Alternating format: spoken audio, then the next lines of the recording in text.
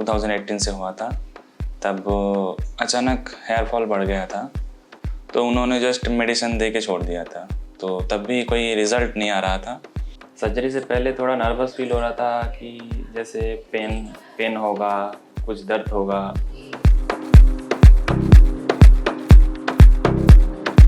मेरा नाम अकीब है, मैं बेंगलोर से आया हूँ। मेरा जो हेयर फॉल का प्रॉब्लम स्टार्ट हुआ था 2018 शायद 2018 से हुआ था। तब अचानक हेयर फॉल बढ़ गया था, तो मुझे पता ही नहीं चल रहा था मतलब कहाँ से क्या दिखाए, किसको दिखाए, कौन सा डॉक्टर सही रहेगा। तो मैंने डॉक्टर दिखाया था, तो उन्होंने जस्ट मेडिसिन दे के छोड़ दिया था। तो तब भी कोई रिज़ल्ट नहीं आ रहा था। तो फिर मैंने किसी से सजेस्ट लेके एक डॉक्टर दिखाया था, थोड़ा कंपनी है वो, तो उनको दिखाया। तो उनका पैकेज सिस्टम होता है, होम्योपैथिक बेसिकली है वो। तो उनको पूछा कि क्या रीज़न है, क्या है, तो उन्होंने बस मेडिसिन देकर छोड़ दिया।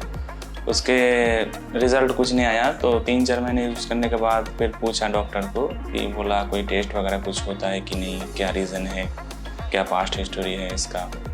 तो उन्होंने बोला बस मेडिसिन लेते जाओ, सही हो जाएगा। तो वहाँ पे मेरा हेयर फॉल ज़्यादा हो गया, रुकने का कोई चांसेस मतलब नहीं था। तो उसके बाद फिर मतलब बहुत सारे लोगों से कंसल्ट होने के बाद एक डर्मेटोलॉजिस्ट था, तो उधर गया। जाने के बाद उन्होंने मेरा ब्लड सैंपल करवाया, तो सभी टेस्ट में पता चला कि मुझे TSH है, थायराइड। तो जो हेयर फॉल हो रहा था तो वो थायराइड की वजह से ही हो रहा था। तो उसके बाद ट्रीटमेंट लिया। ट्रीटमेंट लेने के बाद हेयर फॉल कम हो गया, जिस ग्रोथ से मतलब हेयर फॉल हो रहा था तो कम हो गया। उसके बाद सही था। फिर मतलब आहिस्ता आहिस्ता और भी हेयर फॉल होते होते थोड़ा खाली हो गया। तो मैंने बहुत सारा जो क्लिनिक्स होता है सर्जरी का, तो मैंने सोचा कि ट्रांसप्लांट करवाऊंगा। तो बेंगलोर में भी मैंने बहुत सारा क्लिनिक्स विज़िट किया, मुंबई में भी देखा, दिल्ली में भी देखा। तो है बड़े बड़े कंपनी और उसका रिज़ल्ट भी सिमिलर है, लेकिन उसका प्राइस थोड़ा हाई है, जो मिडिल क्लास के लिए थोड़ा अफोर्ड नहीं होता। तो उसके बीच में मुझे QHT का भी वो यूट्यूब में मैंने देखा था, ऑनलाइन पे भी मैंने सर्च किया, तो जो रिज़ल्ट है वो अच्छा लगा। और इनका जो बिहेवियर है वो भी अच्छा है, और जो प्राइस है वो भी मतलब काफ़ी अच्छा है, रिज़ल्ट के हिसाब से बहुत अच्छा है। मैंने यूट्यूब से नंबर लेके कॉल किया, उन्होंने पूरा समझाया मेरे को कि क्या प्रोसीजर है, कहाँ से क्या करना है। सब कुछ समझाने के बाद मुझे अच्छा लगा कि यहीं पे आऊँगा। अभी मेरा सर्जरी होने जा रहा है, तो क्या एक्सपीरियंस रहेगा, क्या आफ्टर सर्जरी क्या रिज़ल्ट रहेगा, मिलते हैं आफ्टर सर्जरी। पूरा जर्नी शेयर करेंगे, पूरा एक्सपीरियंस शेयर करेंगे आपके साथ। मिलते हैं, थैंक यू।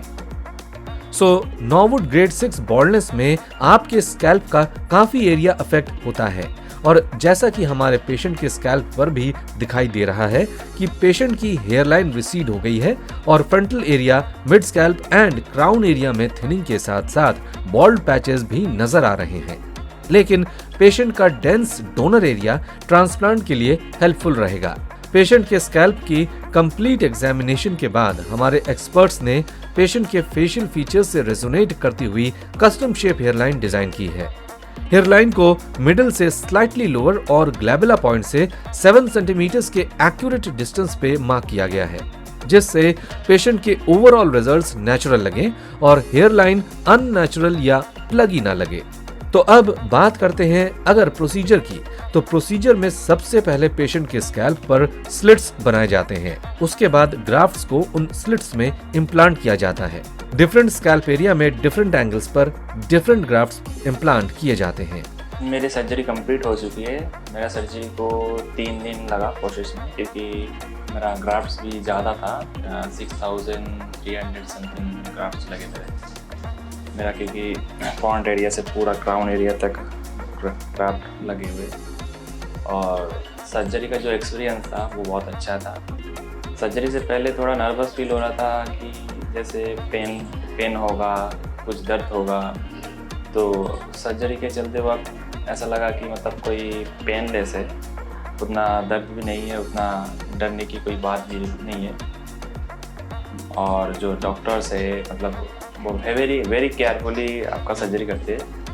जैसे कुछ देर बाद छोड़ के आते, डॉक्टर आके पूछते, अब मतलब सर्जरी के वक्त पूछते कि आपका क्या हो रहा है, क्या पेन है, क्या दर्द है, आपका कोई तकलीफ हो रहा है कि नहीं। तो ओवरऑल देखें तो KHT का बहुत वेरी एक्सपीरियंस था मेरे ख्याल से। और जैसे सर्जरी के वक्त आपको कुछ तकलीफ हुआ है, सर्जरी टीम से कोई मिस्टेक जो व्यवहार आपको अच्छा नहीं लगा, तो ओवरऑल हर दिन सर्जरी के बाद आपको एक रेटिंग का भी मतलब फीडबैक का भी आपको पेज दिया जाता है कि आपका एक्सपीरियंस शेयर करना होता है, ताकि मतलब डॉक्टर भी जान पाए कि पेशेंट के साथ कुछ हुआ है। तो सभी देखा जाए तो बहुत अच्छा है QHT का सिस्टम, और एक्सपीरियंस भी मेरे तो बहुत अच्छा था। जैसे कोई पेन भी नहीं था और मेरा 3 दिन में सर्जरी कंप्लीट हो गया। और मैं उन लोगों को बताना चाहूँगा जिन लोगों का हेयर फॉल हो रहा है, जो सर्जरी के लिए सोच रहे, कन्फ्यूज़न में है, तो मैं उनसे यही रिकमेंड करूँगा कि आप सर्जरी करवा सकते हैं, इस बेटर चॉइस, क्योंकि आप जितना दिन रखोगे हेयर फॉल उतना ही बढ़ेगा आपका।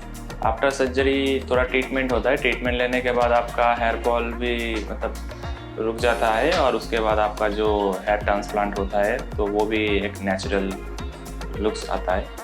और हेयर ट्रांसप्लांट सर्जरी जो है उसमें डरने की कोई बात नहीं है, वो एक नॉर्मल सा सर्जरी है जो मैंने एक्सपीरियंस किया। और उसमें डॉक्टर भी, और QHT का स्पेशली जो डॉक्टर्स होते हैं वो मतलब पूरा केयरफुली आपको गाइड करते हैं, पूरा केयरफुली सर्जरी करते वक्त पूरा ध्यान रखा जाता है। मिलते हैं आपसे रिजल्ट के बाद। Thank you KHT, good luck.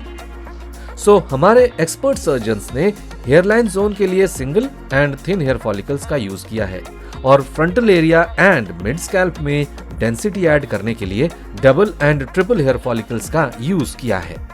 And lastly crown area में नेचुरल स्वर्ल क्रिएट करने के साथ वॉल्यूम ऐड करने के लिए double and triple hair follicle grafts को 40 से 45 डिग्री के डिफरेंट एंगल्स पे इम्प्लांट किया गया है। यह अप्रोच इसलिए की जाती है जिससे जब सर्जरी के 2-3 महीने बाद ग्रोथ फेज स्टार्ट हो तो रिजल्ट्स कंप्लीटली नेचुरल लगे। इस सर्जरी में टोटल 6300 ग्राफ्ट्स इम्प्लांट किए गए हैं, जिन्हें पेशेंट के सेफ डोनर एरिया और बियर्ड जोन से सेफली एक्सट्रैक्ट किया गया है। तो दोस्तों, आपने देखा कि QHT क्लिनिक के साथ हमारे पेशेंट का एक्सपीरियंस कैसा रहा। अगर आप भी हेयर लॉस से परेशान हैं और एक ट्रस्टेड क्लिनिक की तलाश में हैं, तो QHT क्लिनिक आपके लिए सही जगह है। हेलो फ्रेंड्स, अगर आपने अभी तक हमारे चैनल को सब्सक्राइब नहीं किया है तो प्लीज इस वीडियो को लाइक कीजिए, शेयर कीजिए और हमारे चैनल को सब्सक्राइब कीजिए। और ध्यान रहे बेल आइकन दबाना ना भूलें, जिससे हमारे हर वीडियो का अपडेट आपको समय समय पर मिलता रहेगा।